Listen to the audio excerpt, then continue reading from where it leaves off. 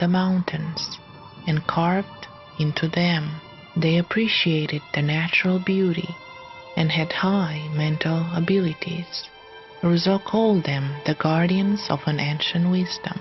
It was a magical work done by a culture whose science and understanding of the world was different from the present. It was from these people that we had inherited all our ancient wisdom, our sense of religion and spirituality. The world we had today was the legacy of a lost civilization. All the symbolic systems, all the legendary characters, all the myths and the legends do not have the name of the author.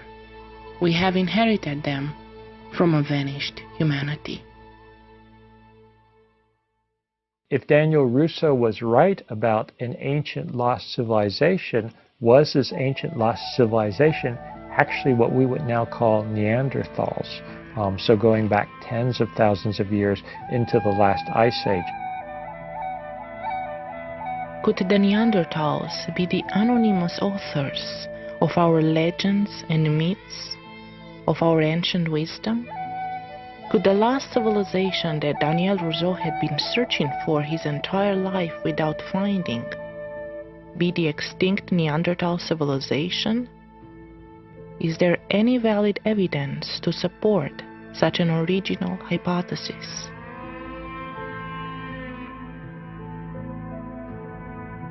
Born in London to working-class parents and spending most of his days in England and Wales, on the surface, Stan Guth's life may not have seemed particularly exciting, but it was his remarkable intellectual journey that distinguished him as a person and where his legacy lies. In relative isolation, Stan Guth studied the elements of human evolution and the human psyche, and he came to an astonishing conclusion.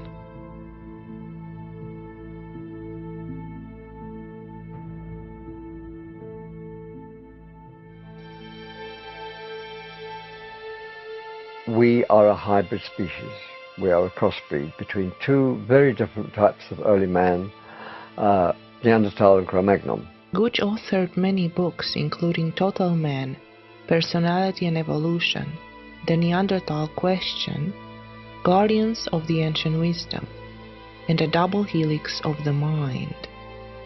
However, Guth never gained the popular audience, critical acclaim, or monetary remuneration that he had hoped for. Indeed, Guth became convinced that the establishment was deliberately ignoring him. By the late 1980s, he had all but given up his studies and writing, and went almost into total seclusion. In the end, Guth did entertain the thought that perhaps, after his death, his contributions might be widely acknowledged. Guth was convinced that the Neanderthals had been underestimated. For Stan Guth, Neanderthals were their own species. They had their own culture. They had their own civilization even. He used terms like cities of dreams, that they built cities of dreams. They had a dream culture. They had an advanced, sophisticated culture. Guth believed that the ancient moon worship was possessed by the Neanderthals. Neanderthal was, in fact, nocturnal, or at least semi-nocturnal, and worshipped the moon, whereas Cro-Magnon was a daylight creature, a hunter and whatever, and worshipped the sun. The Neanderthals lived in Europe during the Ice Age for at least 100,000 years. Neanderthals' range included all of Europe and parts of Asia, the Middle East, and the Levant. During the time of the Neanderthals, in the Carpathian Mountains, there was a high population of cave bears, one of the biggest populations in Europe. There is still a puzzling mystery why Neanderthals went extinct, but a number of possible scenarios had been proposed by scientists, ranging from natural disasters, massive earthquakes, and catastrophic volcanic eruptions in Europe, but also human diseases. It is unclear if the Cro-Magnon massively eliminated Neanderthal on purpose, or if they were already doomed. Contrary to popular belief, many Neanderthal populations in Europe had light skin, green eyes, and red hair. Typically, people had the concept of Neanderthals as being dark, brutish, ape-like, if you would, and the Cro-Magnons, our ancestors, were the light-skinned, fair-haired individuals. Maybe totally opposite, that in fact the early archaic Homo sapiens were much darker than the Neanderthals that they came in contact with in Europe. Gooch predicted this long ago. Neanderthals were much stronger than modern humans. The body type of a Neanderthal can easily be compared to that of a modern wrestler or bodybuilder. They were not delicate, nor what we would consider beautiful, but surprisingly, Neanderthals were highly emotional and a very sensitive bunch. There is strong evidence from their anatomy suggesting they had a very well-developed vocal apparatus, powerful voices, perfect pitch, and a more sensitive inner ear than the one of the modern human. Steve Mithen, an archaeologist from the UK, thinks Neanderthals were the most musically developed human species that ever lived. They were musically inclined, amazing singers, and they were great performers. The Neanderthals were a nocturnal species, and they worshipped the moon. They came out at night and performed ceremonies for the moon goddess, especially at full moon or new moon. Anatomical evidence for nocturnal lifestyle rests on the Neanderthals' very large round eye sockets and very large ear apertures. Large eyes, in particular, are the special hallmark of a nocturnal creature. The Neanderthals learned how to not fear the darkness, and in the process, they fell in love with the night sky. The Neanderthals worshipped the northern sky. They considered that the still center of the heavens was in the north. They worshipped the northern constellations, the constellation of the Little Bear and the Big Bear.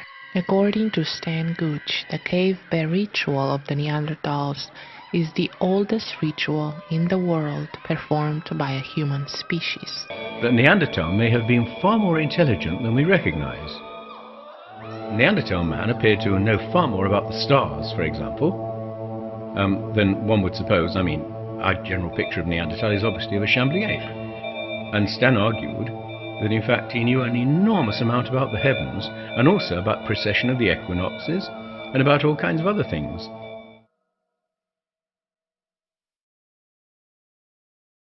Symbolic behavior was central to the Neanderthal culture. Neanderthals may advance stone tools, cooked their meals, and ate vegetables. They wore jewelry and body painting, had their own language system, and lived in complex social groups. They collected and preserved crystals and minerals, and probably made figurines. In Stan Gooch's view, Neanderthals were culturally advanced people, highly civilized in spirit, with a deep sense of religion, and practiced herbal medicine. The Neanderthal society was fully ruled by women. They were the ultimate authority. The night and moon ceremonies of Neanderthal were presided over by priestesses. We've got the sun, the positive, and the moon, the negative, whatever you want to call them. It's incredible, really. And that's why the moon and the sun fascinate us so much, because they reflect, as it were, literally, our own duality. The Neanderthal society was peaceful, compassionate, and loving to one another. Central to their life was religion and magical practices. Neanderthals were what we would call today magicians, also shamans, and also wizards. Cro-Magnon's life was rooted in the concept of male ownership. This was a society fully ruled by men. It was a society who worshipped the sun and lived for daylight. About hunting and producing weapons, things like that, Cro-Magnon was certainly superior. But if you're talking about knowledge of herbs, then I would say Neanderthal was superior. It depends what you're talking about. He was interested in things like brain structure. He pointed out rightfully that Neanderthals on average had larger brains than modern humans, but these larger brains were differently arranged, differently proportioned than our modern humans.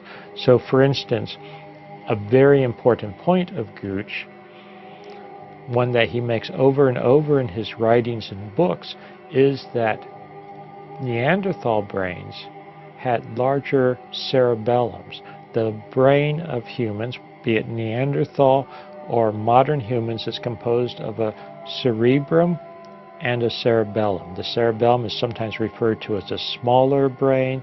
The lesser brain is essentially, one could argue, a separate brain housed inside and underneath anatomically the rest of the brain. Gooch points out that the cerebellum was larger in Neanderthals. He attributes, and I believe perhaps rightfully so based on clinical evidence, that the cerebellum is really the seat of many mental abilities, many mental processes that we to this day have a very poor understanding of. So for instance, dreams may originate primarily in the cerebellum. Certain types of artistic impulses, religious impulses, impulses of the sacred, certain, we could call it loosely philosophical and psychical impulses. My view is that Neanderthal and Cro-Magnon crossbred in Central Europe some 30, 35,000, 40,000 years ago. When Neanderthal and Cro-Magnon interbred, Stan Gooch believes each side made a unique contribution. At one level, this was a cultural cross-fertilization, but at a deeper level, it was a genetic encounter. Neanderthal contributed our religious genes, while Cro-Magnon contributed our scientific endowment. A project to sequence the Neanderthal genome took off in 2006 with the participation of the Planck Institute in Zurich, Switzerland, and the Broad Institute of Harvard and MIT in Boston. In May 2010, the Genome Project revealed shocking results. Interbreeding between Neanderthal and Cro-Magnon took place, resulting from 1 to 4% of the current European and Asian populations having Neanderthal genes. You have these two cultures meeting, very different worldviews, essentially a duality. The scientific on the one hand, the religious on the other hand. I can imagine the Cro-Magnons studying the Neanderthals, perhaps surreptitiously at first, trying to understand, well, what are these weird people doing? What is all this about? What are these strange rituals and practices, these ceremonies, this dancing, this singing that they were observing? What is this all about?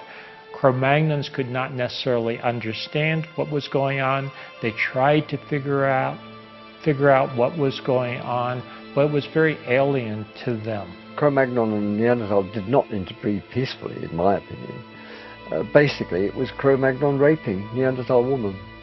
That's how we arose. And that's why it says in the Old Testament, when the sons of God came into the daughters of men, these were the mighty men of old. Their offspring were the mighty men of old. Like sons of God, Cro-Magnon, male. Daughters of men, female, Neanderthal. It was Cro-Magnon raping Neanderthal woman, in my opinion, that produced us. Our culture, our religious impulses, many of our institutions, societal institutions, are really a combination of both Neanderthal institutions or religious aspects, if you want to call it that, and Cro-Magnons. That the Cro-Magnons really adopted or inherited or actually took over many Neanderthal concepts, many Neanderthal mental innovations, for instance, maybe symbolism, religious ceremonies, many of what in a most deep-seated way make up our culture, make up our identity as we see it today. A lot of our culture and our beliefs and our disbeliefs come from Neanderthal. So we've incorporated much of the Neanderthal material into our lives. Now, in particular, picking on this in particular, I maintain that the story of Christ and the resurrection and all of it is simply a distorted version of the ancient moon religion. Crucified on the cross. The cross is the symbol for the moon in all pre-Christians cultures worldwide. He's crucified on a Friday, which is Friar's Day, which is the moon goddess. He's resurrected on Monday, which is Moon Day. He's resurrected 3 days later than he dies. Now, 3 is important for several reasons in the moon culture. One, the moon has 3 colours, white, red and black. So the moon has 3 colours. And what's more important than that? Oh yeah, the other thing, of course, is that Earth, Moon and Sun are considered to be mother, father, child. You know, the Earth is the child, the daughter, in fact, the daughter of the Sun and the Moon. That was part of the moon religion. So the 3 is important for several reasons. Christ is said to have been born on the 25th of December. Now that's 3 days, did you say 3? 3 days after the shortest day, when the sun is reborn every year after the moon sacrifices him on the shortest day. She sacrifices him and then resurrects him so that life can continue. Could the story of Jesus Christ be based upon a far older story of Neanderthal rituals? Could our most cherished religious beliefs originate with the Neanderthals, such as the concepts we have of immortality and resurrection? Could the Bible be an actual historical source that had preserved some of the Neanderthal fundamental wisdom, preserving it for us in a veiled form?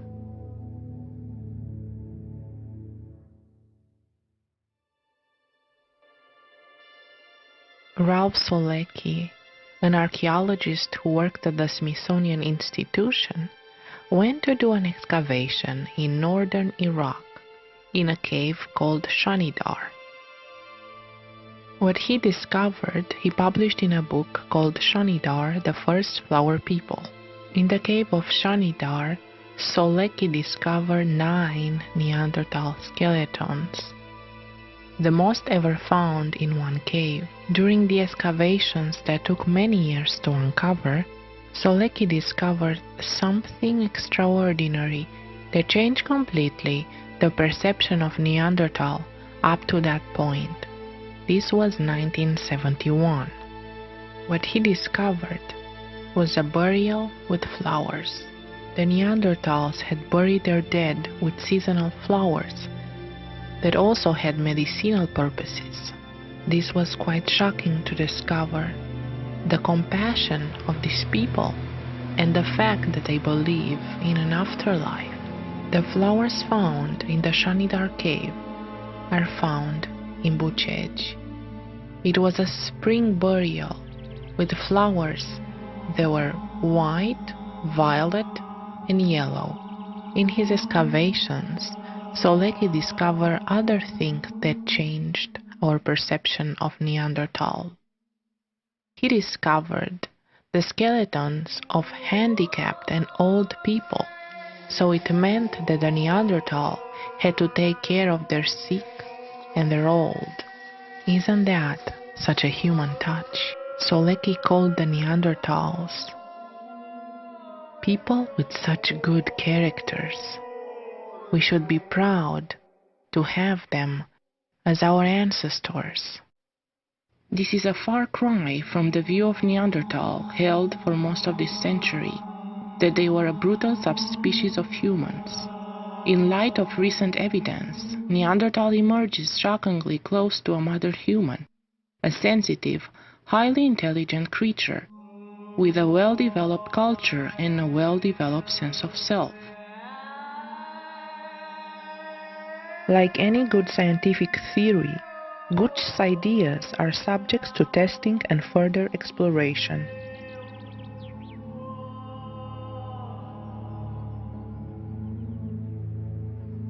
Two hours walking distance from the Sphinx, there is a cave called the Bear Cave, because a lot of cave bear remains had been found here, as well as Neanderthal tools and two Neanderthal huts. It is possible, I believe, that the Neanderthals used this cave not only for living, but they used it to perform rituals.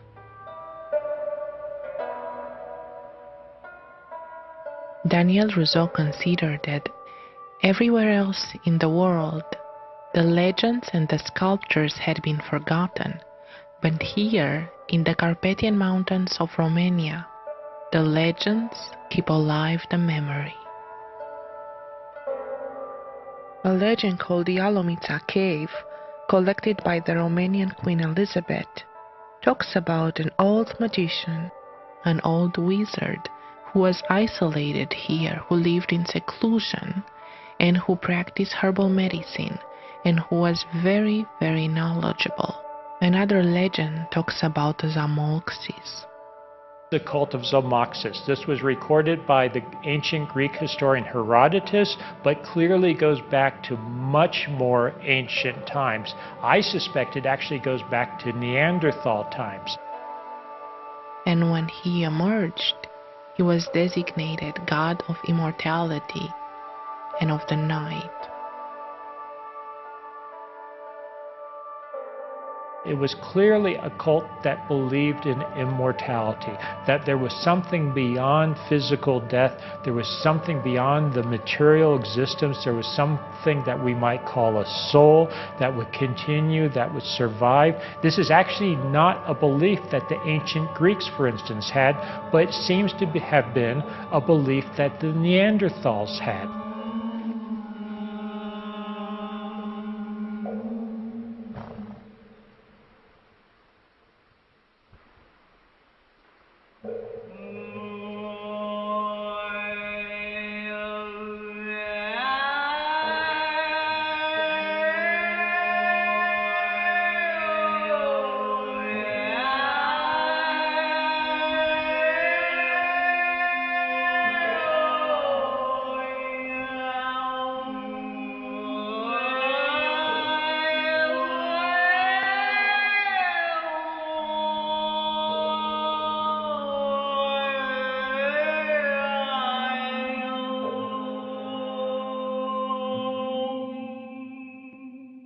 The Bats Cave has not been properly excavated since the 1950s, when Neanderthal remains had been found here.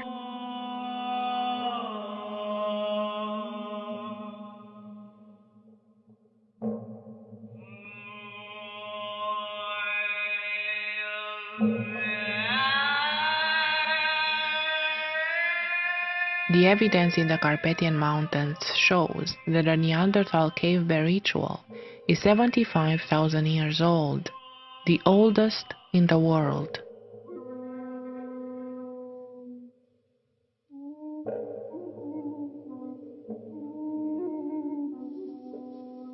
It's important in my mind to carry out new excavations, not looking for just the same old, but also looking for new evidence with a new view, with a new frame of mind.